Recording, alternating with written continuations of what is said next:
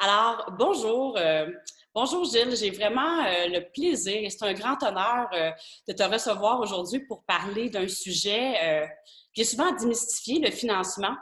En fait, Gilles, ça va faire bientôt, depuis 2011, que tu fais partie des 6 experts spécialistes de la Banque nationale spécialisés dans le transfert d'entreprise.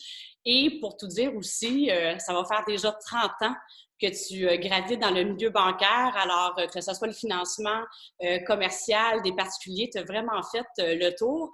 Et depuis justement 2011, c'est vraiment le sujet du transfert d'entreprise qui te passionne. Et pour te connaître aussi depuis quelques temps, dans le fond, l'unicité que tu amènes dans les dossiers de transfert, c'est vraiment la notion d'écoute. Parce que ce que tu me partageais, c'est que tu étais habitué à amener, comme à suggérer des produits ou des choses qui étaient un petit peu toutes faites quand tu étais dans le financement au niveau du milieu bancaire. Mais dans le transfert d'entreprise, chaque transaction est unique et c'est vraiment la créativité de la recette, je pense, qui te passionne encore à tous les jours, de dire il n'y a aucune transaction qui est pareille et c'est d'avoir une recette qui correspond vraiment aux besoins de la relève et aussi, dans le fond, pour la personne qui vend. Alors, c'est vraiment les deux parties pour que ça soit un succès. Alors, c'est vraiment avec grand plaisir aujourd'hui qu'on va pouvoir parler du financement et un sujet qui nous passionne en fait tous les deux. Alors, est-ce que je t'ai bien Merci, Hélène. présenté, Gilles? Pardon? Est-ce que je t'ai bien présenté? Aimerais-tu? Ah, j'aurais pas fait mieux. Bravo. Merci, Hélène, de l'opportunité. Bien, merci beaucoup. Alors, si on parlerait là, justement le financement, il y a quelques mythes qui entourent le financement que avec les entrepreneurs, les gens que tu côtoies tous les jours, tu pourrais me dire, c'est quoi les principaux mythes qui sont reliés au financement? Ben, en fait, les principaux mythes, je dirais qu'autant du côté repreneur ou du côté cédant, la perception du financement est souvent, je dirais, aux antipodes. Soit qu'on pense que ça va être très facile ou soit qu'on pense que ça va être impossible. C'est pour ça que nous, on travaille beaucoup à éduquer les entrepreneurs à ce niveau-là. Et souvent, c'est pour ça qu'on dit de parler à son conseiller financier, à son banquier, le plus tôt possible dans le processus. Ça l'aide un peu à faire tomber les barrières qu'on soit d'un côté ou l'autre. Parce que je vous dirais qu'aujourd'hui, par rapport à il y a 10, 15, 20 ans, le financement est beaucoup plus accessible en général aux entrepreneurs qui sont des repreneurs ou des acquéreurs d'entreprises. Pourquoi? Parce qu'il y a de plus en plus de compétition, les banques sont plus ouvertes, il y a de plus en plus de partenaires financiers qui peuvent intervenir dans les transactions. Donc, ce n'est pas vrai que les vendeurs vont être obligés de financer les transactions avec des balances de prix de vente uniquement. Donc, il y a plein d'outils et de moyens. Alors, je dirais que ça, c'est le premier mythe, c'est qu'il y a beaucoup plus d'accessibilité au crédit aujourd'hui qu'auparavant. Et ça serait-tu vrai de dire aussi que c'est souvent méconnu? Souvent, les entrepreneurs sont vraiment dans le quotidien de leur entreprise et puis, bon, souvent, le transfert d'entreprise, c'est une transaction une fois qui va arriver une fois dans sa vie et on n'est pas nécessairement familier, en tout cas, c'est ce que j'observe aussi, ils ne sont pas nécessairement familiers avec les mécanismes qui sont disponibles pour les assister dans le financement. Et puis, c'est souvent une question qui les préoccupe beaucoup. Alors, on pourrait-tu dire qu'il y a vraiment une méconnaissance des outils ou des ressources qui sont disponibles pour le financement? Oui, tout à fait, parce que souvent, quand l'entrepreneur qui veut céder ou vendre son entreprise, lui-même ou elle-même n'a pas déjà déterminé dans sa tête le moment, il ne s'est pas mis une date butoir, bien, le financement est souvent secondaire, ça va venir. Et c'est souvent les repreneurs, en fait, c'est surtout les repreneurs qui sont beaucoup plus intéressés à voir qu'est-ce que je peux avoir comme option de financement que les vendeurs. Les vendeurs, eux, veulent recevoir le produit de la vente, c'est normal, mais c'est les acheteurs souvent qui vont faire ce processus-là. Et c'est pour ça que moi, je redis toujours, le plus tôt sera le mieux. Il ne faut pas attendre d'avoir négocié une entente qui est satisfaisante entre les deux parties pour aller voir les banquiers. Je vous dirais, si je suis un repreneur aujourd'hui, je vais voir mes conseillers financiers le plus tôt possible pour, à ce moment-là, avoir des options qui peuvent être ouvertes sur la table. Bien, merci. Et est-ce qu'il y a d'autres mythes que tu vois, que tu ressens dans ta vie de tous les jours à côtoyer des repreneurs et des cédants? En fait, oui, il y en a. Les deux autres, je voudrais, les deux principaux, souvent, les acquéreurs s'imaginent qu'ils peuvent acquérir une entreprise avec très peu de mise de fonds.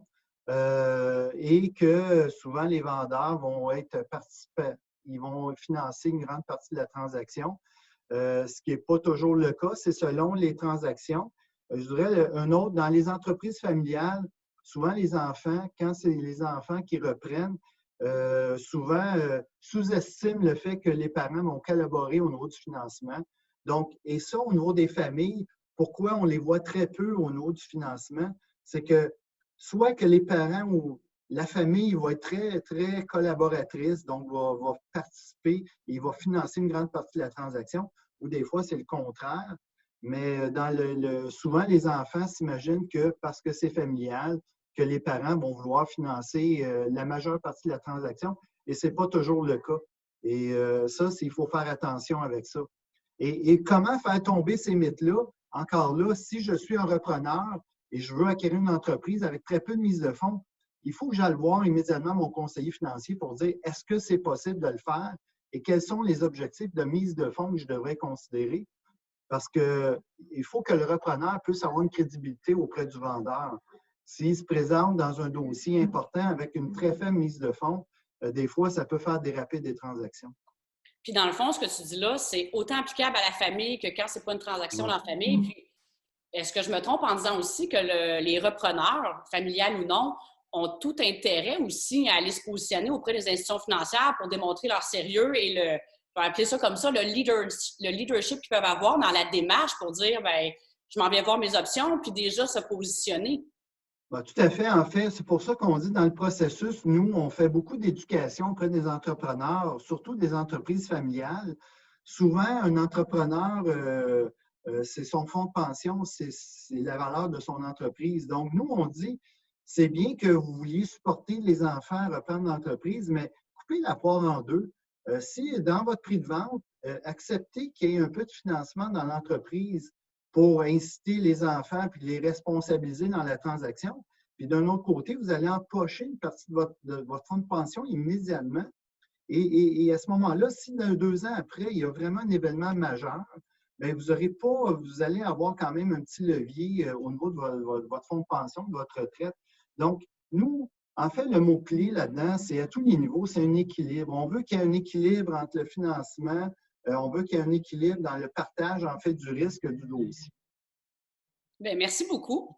Puis, une question souvent qui vient rejoindre aussi certains mythes que tu as parlé.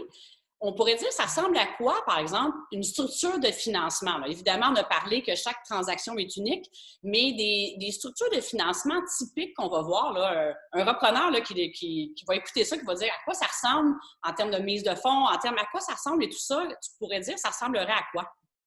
C'est une des premières questions qu'on a quand on rencontre des acquéreurs d'entreprises, des repreneurs. C'est tout à fait normal.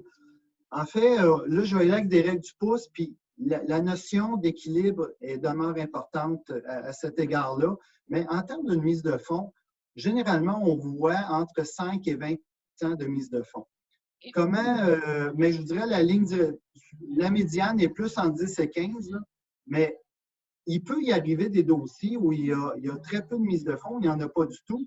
Ça dépend de la transaction, comment elle est équilibrée. Donc, mais une mise de fonds, là, en 10 et 20 habituellement, ça fait le travail. Le reste est complété par une balance de prix de vente. La balance de prix de vente des vendeurs est encore 9 fois sur 10 présente dans les transactions. Et souvent, elle est nécessaire pour permettre de donner un peu d'air aux repreneurs pour les années futures. Et nous, en tant que financiers, de banquiers, on aime ça aussi parce que c'est un partage de risques. Et tu dirais que c'est de quel ordre, excuse-moi oui. la question, tu dirais que c'est de quel ordre à peu près la balance de vente? Est-ce que c'est-tu vraiment différent d'une transaction à l'autre ou à quoi ça peut ressembler une balance de vente? Encore là, une règle du pouce, ça va se promener entre 0 et 30 Donc, des fois, c'est pour ça que je disais tantôt, dans les cas de relais familial, c'est même des fois 100 c'est des fois 75 80 Donc, ce sont les parents, la famille qui supportent la transaction au complet. Mais si on fait une médiane, je dirais que 20 est un bon pourcentage. Donc, 20 de la transaction. On a une transaction d'1 million, 200 000 de balance de prix de vente. C'est souvent ce qu'on voit dans les dossiers. Et entre 150 000, entre 100 à 200 000 aussi de mise de fonds de l'acquéreur. Alors, le reste fait partie, dans le fond, du financement, que ce soit d'une institution bancaire ou de différentes formes de financement. Tout à Et fait. ça m'a allumé sur quelque chose. Quand, dans les cas des entreprises familiales, dirais-tu des fois, quand la transaction est financée quasiment à 80-100 %, est-ce que des fois, c'est toujours, selon ton expérience, toujours voulu de la famille ou des fois, on n'est pas allé voir qu'est-ce qui était possible à l'extérieur de la famille? Bien, c'est une bonne question. C'est un peu les deux. En fait, je dirais, souvent, nous, en tant que banquier, on reçoit les états financiers de nos clients tous les années. Et dans le cas des entreprises familiales, on s'aperçoit qu'il y a eu un changement, en fait, même de contrôle ou de propriété. C'est en lisant les états financiers qu'on s'aperçoit que, ah, tiens, il y a quelque chose qui s'est passé, mais on n'a jamais été sollicité vraiment. Et l'anecdote là-dedans, c'est souvent les enfants reprennent l'entreprise familiale, ils poursuivent les opérations et souvent, ils viennent nous voir 2, 3, 4 ans après en disant, ben, tu sais, papa, maman, on leur doit encore quand même pas mal d'argent. Y a-t-il moyen qu'on ait du financement bancaire pour les rembourser? Parce que chaque avantage a un inconvénient. Si les parents financent beaucoup l'entreprise, mais souvent, ils vont se donner certains contrôles qui vont empêcher des fois les enfants de vouloir tourner à droite ou à gauche. Donc, c'est souvent ce qui se passe au niveau des entreprises familiales. On les voit par après. On rencontre les enfants après.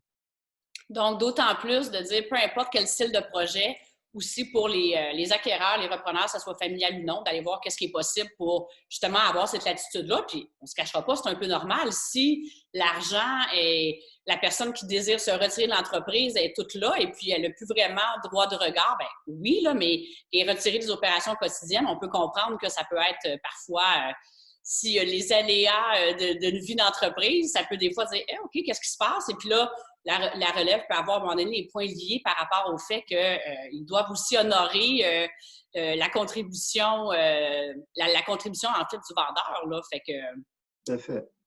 et par rapport à ça, maintenant, le repreneur, l'acquéreur qui désire, OK, je m'en vais voir qu'est-ce qui est possible pour moi.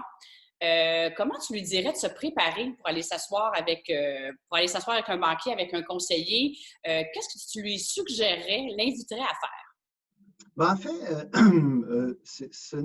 c'est différent d'il y a 20 ans. On arrivait souvent, on voyait les acquéreurs ou les repreneurs avec des plans d'affaires de 500 pages. En fait, moi, je dirais le meilleur conseil, c'est d'avoir un minimum, il faut qu'il y ait un minimum de préparation. Donc, et c'est sûr qu'il faut pour être capable de pouvoir se vendre, au-delà des chiffres, là, puis de la finance, de dire, ben j'ai une mise de fonds de temps.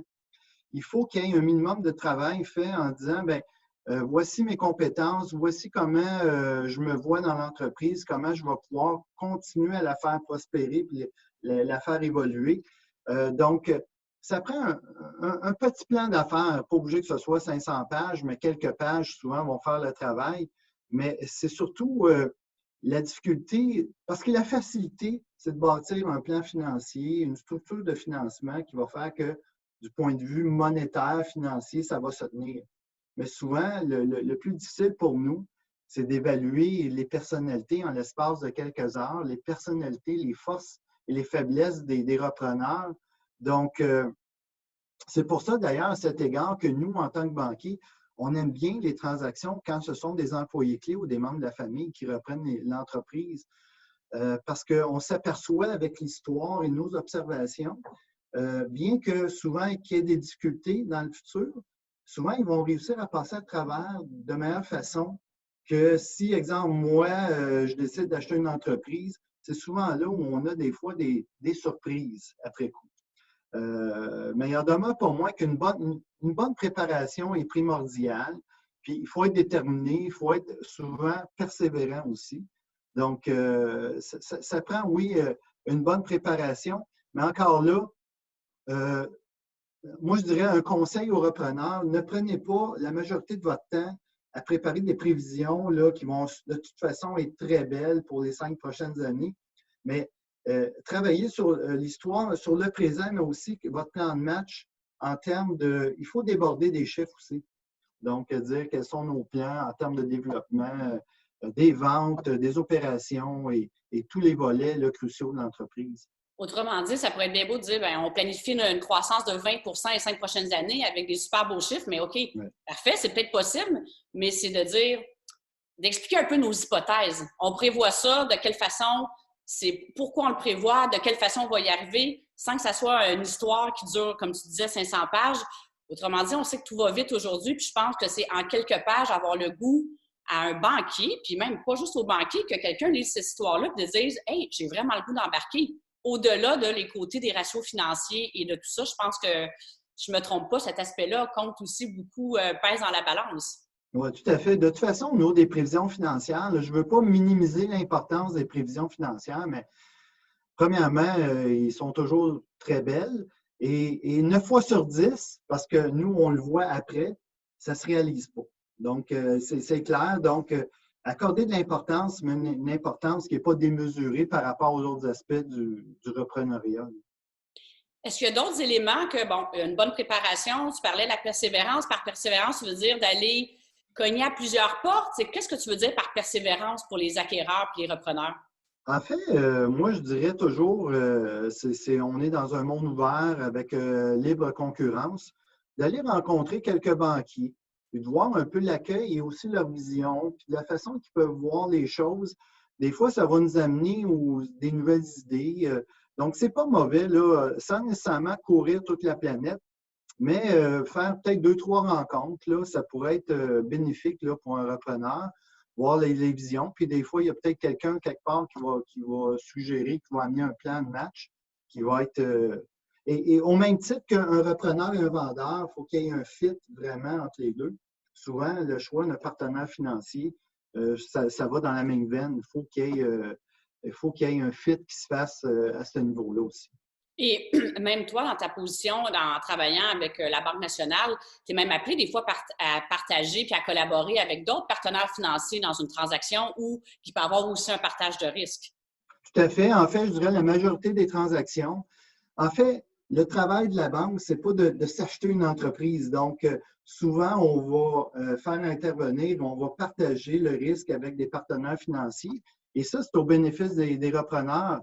Parce que s'il y a plusieurs partenaires, ben, à ce moment-là, s'il y a des événements qui sont moins intéressants pour le futur, des fois, il y a une meilleure collaboration là, pour la poursuite des opérations, c'est sûr. Et si on parle de quelques partenaires avec qui vous êtes souvent appelé à collaborer, ça ressemblerait à quoi? Parce que je me rends compte souvent, c'est pas toujours clair pour les entrepreneurs qu'est-ce qui est disponible autre que, je vais dire, les institutions financières peut-être plus traditionnelles, si je peux me permettre d'appeler ça comme ça. Oui. En fait, très, très localement, dans les régions, il y a les SADC, il y a aussi naturellement, il y a Investissement Québec, qui est provincial. Au fédéral, il y a la BDC, au BDC Capital, donc des gens avec lesquels on travaille régulièrement. Donc, il y a aussi les fonds fiscalisés. Il y a FTQ, Fonds d'action, il y a Capital de risque de jardin aussi. Donc, il y a plein de partenaires. Et souvent, c'est pas rare de voir un partenaire qui dit moi, je n'aime pas ce dossier-là pour X raisons. Puis des fois, il y en a un à côté qui a une autre vision des choses. Donc, c'est important là, de quand même d'ouvrir son jeu un peu, mais autant du repreneur d'être ouvert à avoir peut-être plusieurs partenaires financiers dans l'équation de son reprenariat. Bien, merci beaucoup. Et est-ce qu'il y a d'autres éléments que tu verrais ajouter à cette, qu'on pourrait appeler un peu liste de vérification à préparer comme acquéreur ou repreneur avant d'aller s'asseoir ou pendant les démarches de financement? En fait, quand on a un transfert d'entreprise, au niveau de la paperasse en tant que telle, là, outre les chiffres, là, en fait, le banquier, le financier, ce qu'il va vouloir voir, c'est une offre d'achat. Donc, souvent, si c'est un projet, ben, à tout le moins qu'on ait quelques chiffres, là, quelques paramètres de la transaction. Et surtout pour les vendeurs et même les acheteurs, on recommande d'aller consulter un comptable ou un fiscaliste pour voir, surtout les vendeurs, et ça, on a fait beaucoup d'éducation à ce niveau-là. Beaucoup de vendeurs ont fait des transactions par le passé sur la base de très peu de connaissances fiscales et il n'y a pas 2 chances, 3 chances de faire une transaction, il y en a une. Donc, il faut bien la faire. Donc, souvent, on va dire, allez consulter vos comptables pour être sûr que toute la transaction est fiscalement bien ficelée puis que vous allez faire une bonne transaction des deux côtés. Voilà. Ben merci. D'autres choses par rapport le côté fiscal, le côté se préparer avec un plan d'affaires, je veux dire, attrayant, Mhm. qui résume bien à quoi ressemble la situation d'entreprise, des prévisions financières. Est-ce qu'il y aurait autre chose que tu aimerais ajouter? En fait, ou peut-être le dernier point, c'est de ne pas hésiter à s'entourer si on n'a pas les compétences requises pour négocier. Parce qu'au Québec, on regarde, là, nous, on regarde à travers nos clients, là, c'est que beaucoup, ce sont des fondateurs. Et à ce moment-là, ils n'ont jamais vraiment eu l'occasion ou ils n'ont pas eu la chance de vendre leur entreprise. Donc, c'est une première transaction. Et c'est pas comme vendre une maison ou acheter une pièce d'équipement. Et ça demande des fois des connaissances un peu plus larges. Et à ce niveau-là, d'être bien entouré par, il y a plein de conseillers, tant au niveau humain que financier. On a tendance à dire oui, mon comptable, ma comptable va m'appuyer au niveau des chiffres. Mais des fois, c'est intéressant d'avoir des professionnels qui peuvent parler un langage autre que financier pour vous aider à cheminer dans la transaction.